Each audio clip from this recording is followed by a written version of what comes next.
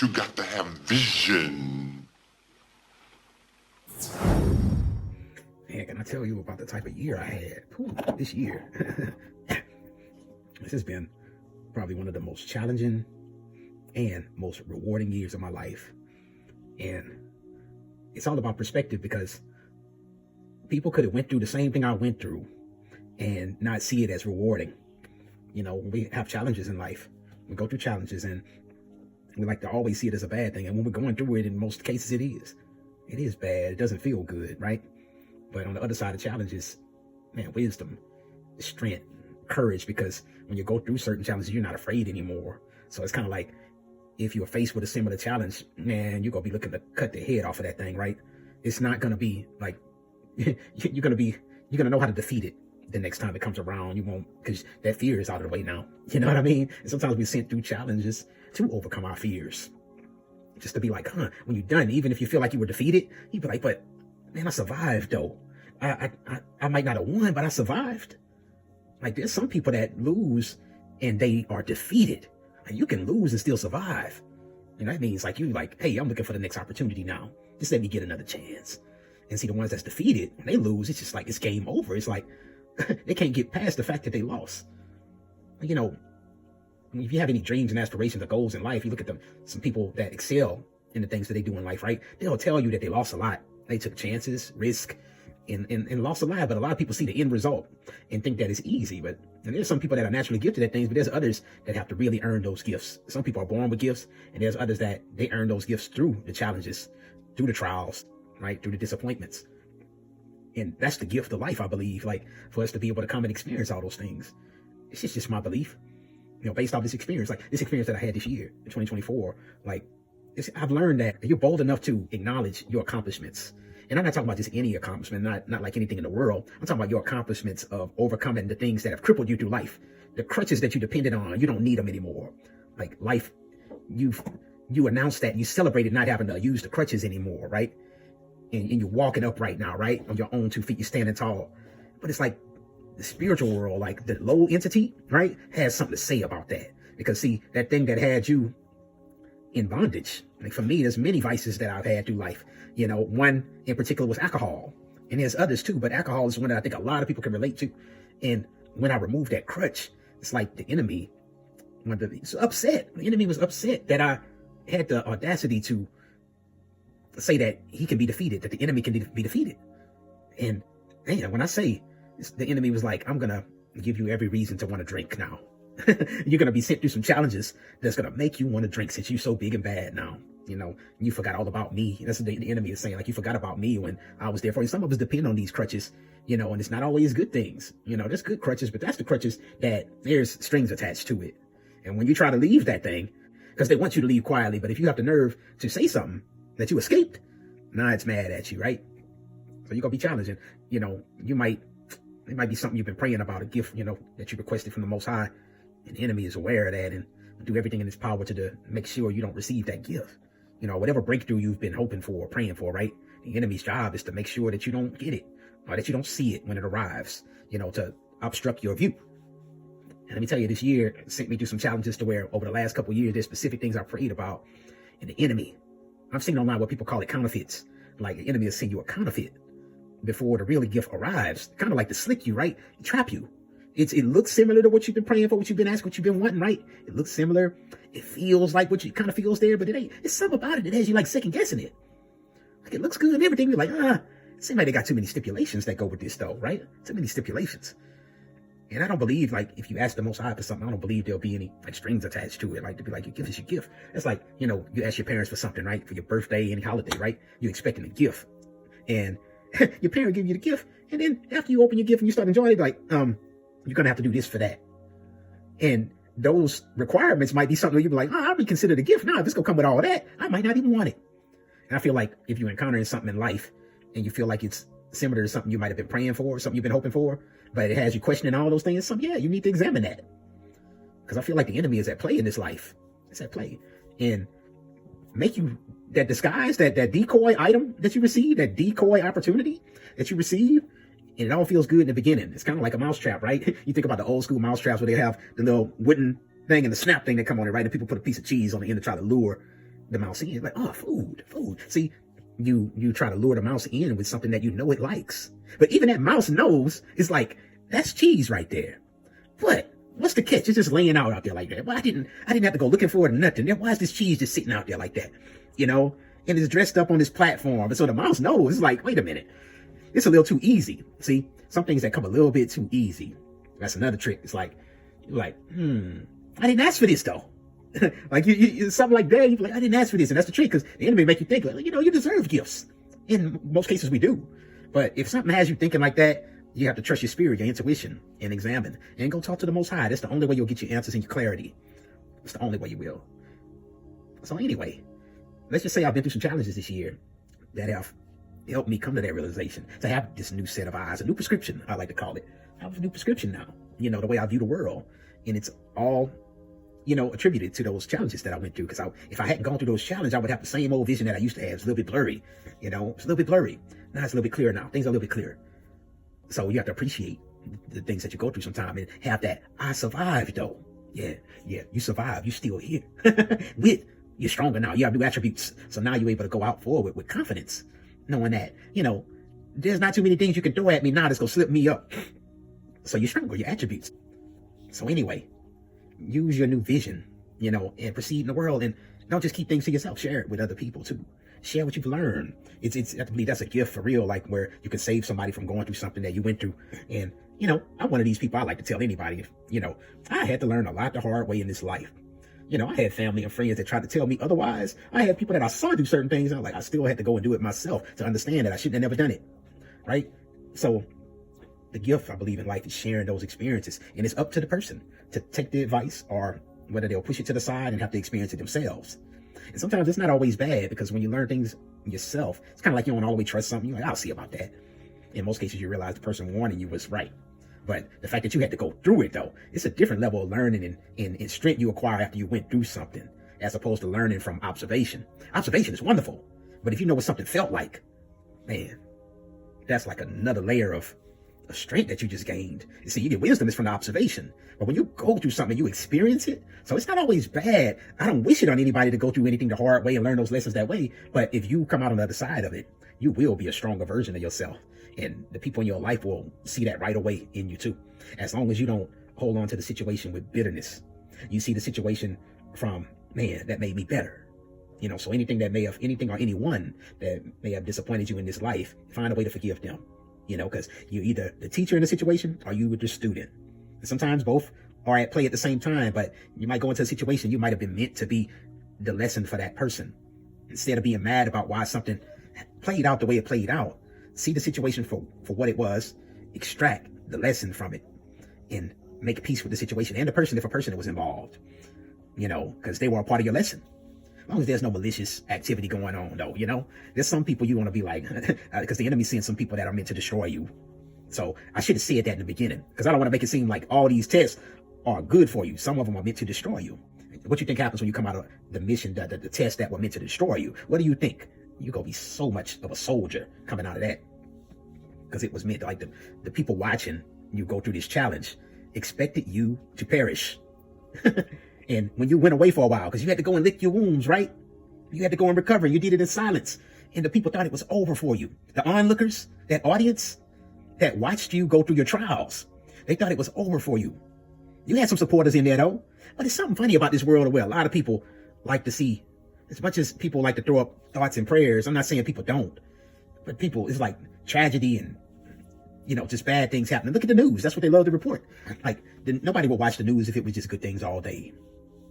Like, if it was just good, feel-good stories all day long. People are like, enough of that. But it's something about tragedy that has you locked in. It's something that keeps you drawn in. It traps you. It keeps you intrigued. It keeps your attention. And you become, it's low vibrational. It lowers your spirits. It's in a better way of saying it. Aside of low vibration, it lowers your spirit. Low vibrational. So it's like the world wants to keep you in that as much as it can. If it has something to say about it, it don't want you to win. You see what I'm saying? It don't want you to win, but you got to understand that you'll win as long as you say you will, and know that that's what it is. Understand that challenges are just that. It's meant to better you. Opportunity, you miss an opportunity, push it to the side. Like, okay, take your moment, grieve it, whatever it is, the loss, and then move on to the next opportunity, because there is one. There is another opportunity. This isn't any area of your life. Move on. There is another opportunity as long as you believe there is. Or you can believe that you missed your opportunity. Who said that's the only one you got? And see, if you listen to the audience members, the people that's observing you, if you listen to them, they'll tell you you missed an opportunity and you missed your opportunity.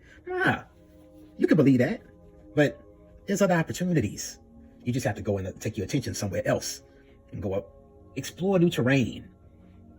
This is not necessarily physical either. Well, I'm not talking about any of that. I'm not talking about physical location. I'm talking about travel.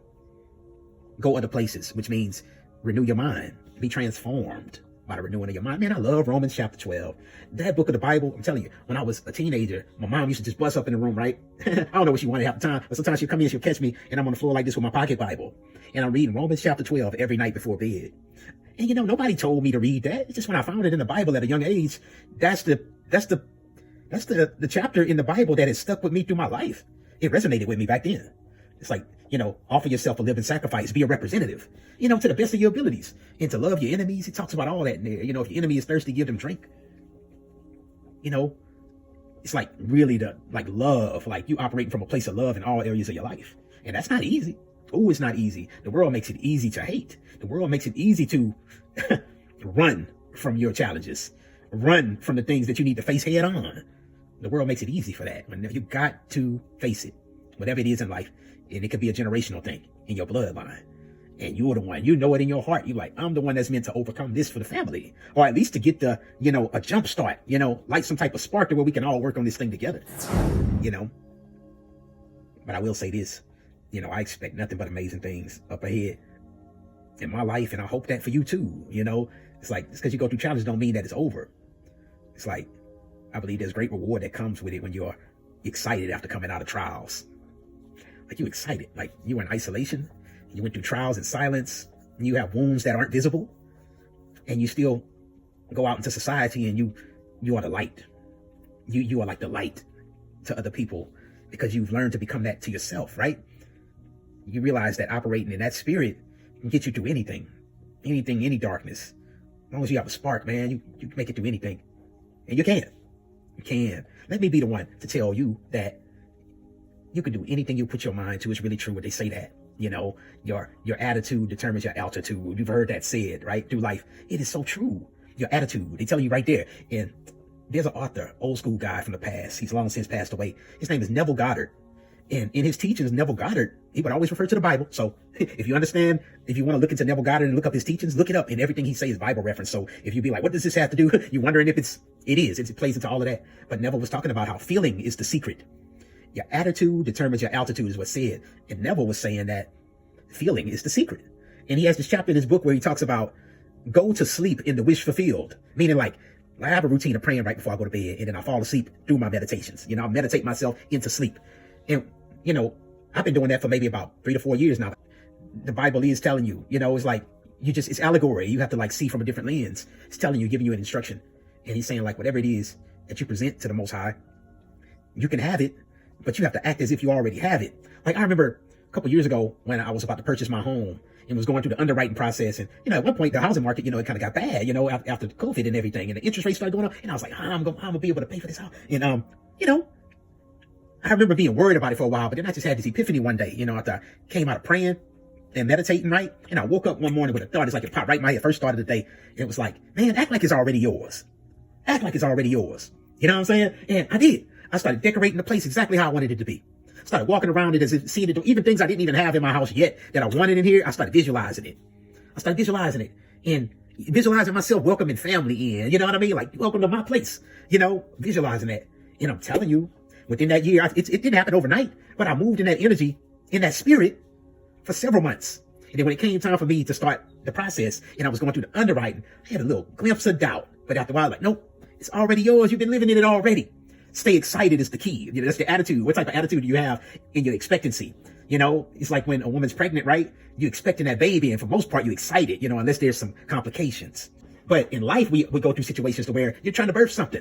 You're trying to birth something, and they have trimesters do it, these seasons. It's like, are you excited or what? You know what I mean? But then something will come and try to throw your excitement off, to make you doubt, to make you worry. You know, like, you're like, oh, now the interest rates went up. How am I gonna do it now? That's that doubt. And it's trying to plant those negative seeds in your head. Stay positive, stay positive. And so I'll go back to what Neville was saying about you feeling all that, what I said. Visualize what you already have. Visualize what you want and live as if you, imagine as if you already have it and feel it. And before you go to bed, pray and fall asleep, visualizing that every night. Visualize the life that you dream for yourself. Even, it ain't even got to be nothing tangible. It could be just, I want to be happy. I want to be healthy. I want my family to get along, right? I want my friendships to be stronger. You know, I don't ever want to have to worry about money again. I'm telling you, visualize it and feel it. When you're visualizing it, you know how people daydream, right? You just close your eyes and you can see it. You know what I'm talking about. You close your eyes. I think you have a chapter in the book where he says, like, visualize. Imagine you have an egg in that hand, a boiled egg. You know what an egg feels like. In the other hand, there's a banana. Let's just put it that way. A banana. You know what each one feels like. Now, it's not physically in your hand, but you feel it. You feel it. It's much like when people see a picture on social media and it's some food or something. They're like, man, I can smell this picture. Or if it's something that brings back a scent, you're like, I can smell this picture. That's what it is. Feeling is the secret. Your senses is all that matters. You know what I mean? And the more I believe you plant those positive seeds that you already have it, that you already smell it, you already feel it, it's already yours. It might take time, but it's already yours. And I believe, like, if you go back to the Bible where it's the story of walking on water, right? As long as you keep your eyes focused, right, on the Most High, which means don't be distracted. Don't let anything pull you from the prize. Keep your eyes on the prize. Stay. There's going to be opposition throwing darts at you, trying to get you to lose focus. And sometimes you got to be quiet. Because if you tell people, some people might not want you to get the prize, and they go plant seeds of doubt in you. Intentionally. But there's some that are unintentionally plant seeds of doubt in you because they may have went after dreams and didn't accomplish those dreams, and might be like, hey, don't get your heart broken like I did because I didn't make it, right? So there's people that are plant doubt in you. They mean well, and there's those that mean for you not to get it. So anyway, keep your eyes on the prize. Go to sleep in it. And when you start practicing that every night, gratitude. Oh, gratitude. How can I forget gratitude? Like, you operate for, you wishing for bigger and better, right? Or whatever it is you're praying for. But you got to be grateful for everything that you have. And don't just say it, act as if you're grateful for it. You know what I mean? You got operating limbs, arms and legs. Man, get out and go walk. Go run if you can, but just get up. Don't just sit down all day if you got feet, man. If you got legs. Don't you understand? They have people that are amputees or something happened to where they don't have limbs. They wish they had what you had. And be grateful for that, what you have. You know what I'm saying? So just let that be, man, just a couple things that I've learned in my journey. Just a couple things. And this has been a years-long journey. Years with an S at the end. Like, I like to call it a spiritual transformation. And in the beginning, I didn't even know what to call it. I'm following instructions. I'm being obedient. You know, I'd ignored the Most High's voice for so long before that. It's like, it was just like he sat me down at this point, like, listen, it's time, man. It's time, man. It's time for your change. You know, you're like, I got to pull you up out of that, you know, the sticky glue that you've been in, you know, I got to pull you up out of that. And when you get pulled out of it, don't mean you go change overnight. Got to clean you up. Because when you get you out of like a glue trap with a pest, right? It's a glue trap. And if they're able to manage to pull themselves from that trap, which is what the enemy wants to trap you. All of us have a specific trap that he wants to get us trapped in. When the Most High finally pulls you out of this bondage, this trap, you still got residue of that glue, that stickiness on you. So you're going to glitch out every now and then. You'll still represent, you're still going to operate in your old self in certain areas. You got to snap right out of it though, because you're going to be like, oh, I'm not that person anymore. You go like, that's not me anymore. I'm a better version. You see, but and people are going to judge you with that too. They go, oh, you think you're better now. But as soon as you do that one mistake, you're not perfect. You'll never be perfect. But as soon as you do one thing to make somebody mad, yeah, you still have flaws. But they'll use that. Like, see, you a fraud. Like, see, you a fraud. I knew it. I knew you was crazy. You see? He's still an old person anyway. I don't believe you. This is a facade. That's what they're going to want to think because they don't believe that you're changing. But it's also said like in the Bible, right, where the Most High used some of the people, the biggest sinners, which we all are, the biggest sinners. And you don't think he can turn somebody's life around and put them on display? And to turn around and have people look at those people like they're crazy. While some people acknowledge it for what it is, and you'll see some people make some pretty impressive turnarounds in life. You'll see that they were addicted and turned their life all the way around. And you'd be like, wow. That's the type of instances in life that be like, yeah, there's definitely a Most High. There's definitely a creator. There's definitely a creator, man. You know, and that person that changed their life, man, somebody that you counted out. Like you counted them out. You passed them up on the street. Talk about them or her. But yeah, you know, your attitude determines your altitude. So as you go into a new year, right? A lot of people like to wait until New Year, and I'm not judging nobody. If that's what you want to do it. But you know, every day is like a new year too. Just like every day is like a new birthday for you too, because you can choose to be a new person that day, reborn, a better version. And all it is you striving. And as you continue to ascend, you shed and lay into that old skin. you're shedding the old skin. I hope some people would understand when I come on here and talk like this, because about a year and a half ago, 2 years ago, you'll never caught me doing something like this. I have so much that I've just been sitting on for years and years worth of information. It's like the Most High is like, what are you waiting on? He's patient with me too, though. Super patient. He's like, what are you waiting on? I know what it is. It's the past. It's the past. You keep holding on to the past, man. Got something new for you. Just waiting on you to delve into it. And guess what? He's right, because this new gift that I've been presented with, I've had it all along, but it's like, I'm just as excited to wake up and do this as much as I was for that past gift. I'm just as excited. See, that gift of the past was something that I wanted, but this gift that I'm starting to operate in now was something I was truly, truly born with. Like, I can tell you a whole nother story. This for another day about what I mean when I say that. The other gift was born with a lot with that. It came easy too. It came easy. There's still some stuff I had to learn, but it came easy. Most of it. Let me just say, easier than the average person. Caught on the things the average person wouldn't really catch on to. Still more that I needed to learn though. But this one right here, like I told a good friend of mine, it's like a brother to me. We reconnected this year, got in communication. And I was telling that brother, I say, you know it's your gift when you don't need an instruction manual for it. You know that's your gift. Like, you can do it without you never took a class for it. Nobody ever showed you how to do it. It's kind of like if you look at somebody like Stevie Wonder. He'd be like, this dude was never able to read a theory book, methods. He never went to college. You see what I'm saying? Gifted hands for real, right?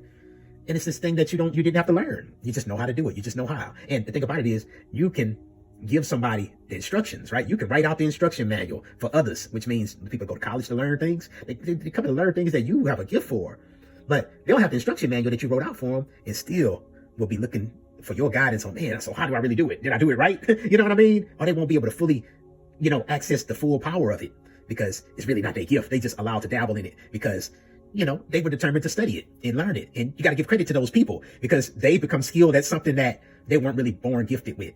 So you have to credit people. Those people work super hard to get to it when it comes easy to you. So you do have to credit the people, that kind of like earn their credentials. I used to feel a certain way about that. I used to just dismiss it all the way and be like, man, if they ain't gifted in that, they just not. But no, it takes a special person to be able, like, I wasn't born with that, but I'm going to learn it.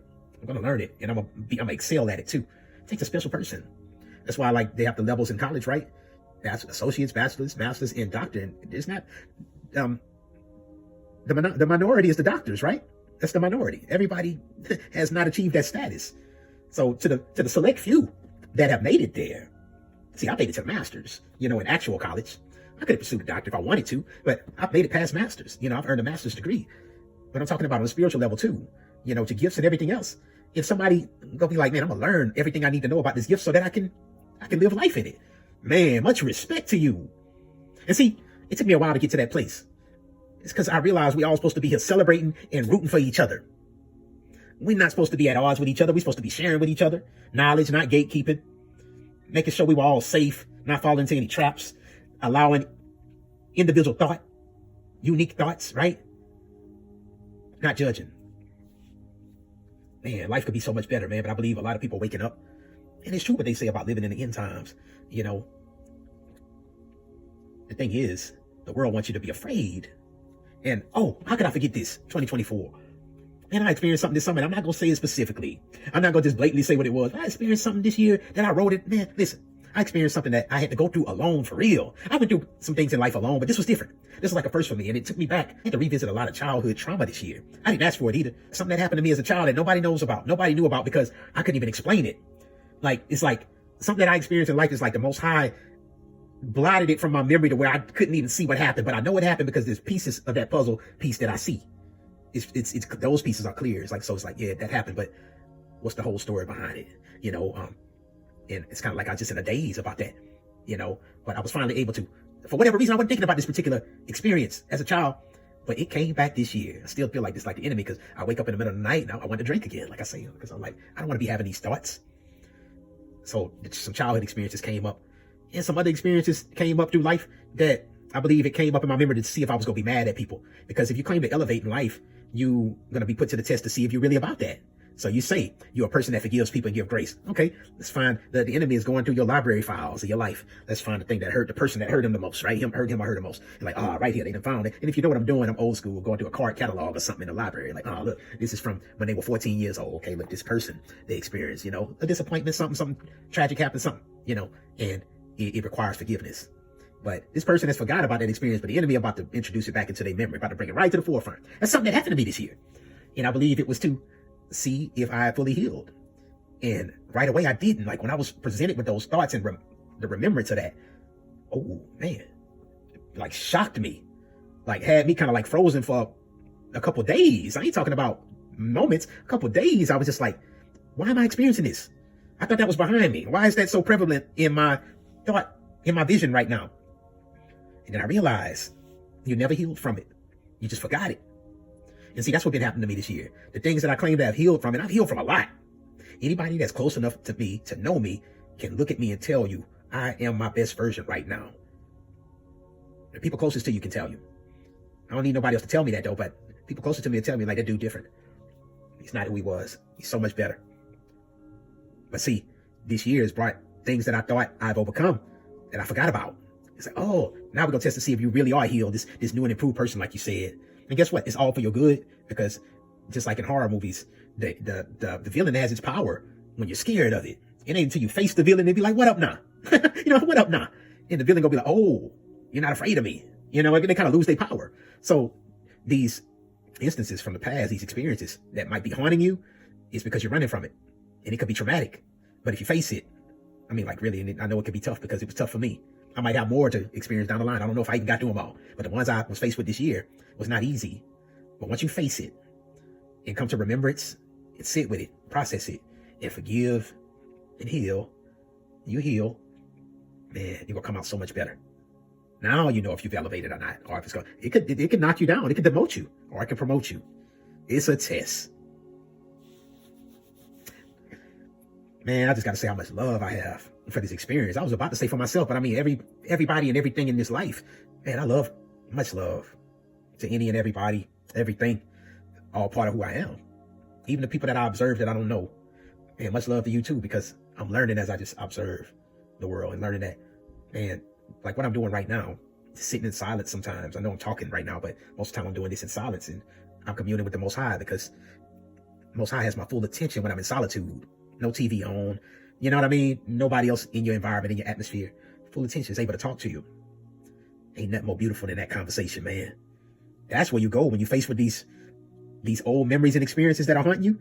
Go sit in silence with those memories and bring them. You don't have to be alone in it. Bring those memories with you to the Most High and say, this experience traumatized me. This experience made me not want to love no more. This experience made me not want to trust anybody anymore. How can you help me get past this, right? Man, that's the benefits of solitude. I'm telling you.